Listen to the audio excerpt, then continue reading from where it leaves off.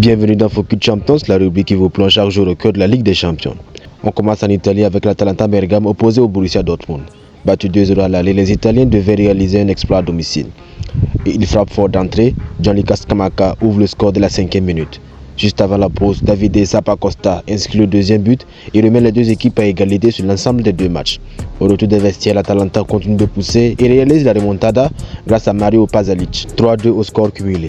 Mais Dortmund réagit, Karim Adeyemi, servi par Kane Chukwuemeka, réduit le score et relance totalement le suspense.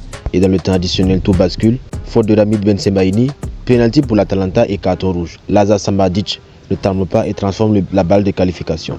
L'Atalanta valide son ticket pour les 8e et affrontera le Bayern Munich ou Arsenal. Direction la France pour un duel 100% de Ligue 1 entre le PSG et l'AS Monaco. Avantage Paris avec une victoire 3-2 à l'aller. Mais au retour, Monaco surprend le parc, Magnus Akliouche ouvre le score et remet les deux équipes à égalité sur l'ensemble des deux matchs.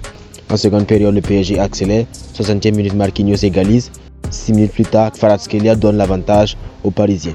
Monaco réduit le score dans le temps additionnel grâce à Jordan Teze, mais Paris tient bon. Qualification validée, le PSG affrontera le Barça ou Chelsea. Le choc de ces barrages opposait le Real Madrid à Benfica. Après la victoire 1-0 à l'aller, les Madrilènes avaient un léger avantage. Mais au retour, Rafa Silva refroidit le Bernabéu en ouvrant le score. Réaction immédiate, Aurélien Tchouaméni égalise et redonne l'avantage au Real Madrid sur l'ensemble des deux matchs. Ensuite, gestion, solidité et un grand Thibaut Courtois impérial dans les cages. En fin de match contre Éclair, Valverde lance Vinicius Junior qui conclut et scelle définitivement la qualification. Le Real Madrid rejoint les 8e de finale et affrontera Manchester City au Sporting Portugal. Et enfin le match le plus fou de la soirée, Juventus Galatasaray. Battu 5-2 à l'aller, la Juve devait réaliser un miracle. Manuel Locatelli ouvre le score sur penalty. Malgré l'expulsion de Lloyd Kelly, la Juventus continue d'y croire. Federico Gatti marque le deuxième, puis Weston McKennie inscrit le but du 3-2 à la 82e minute. Score cumulé 5 buts partout.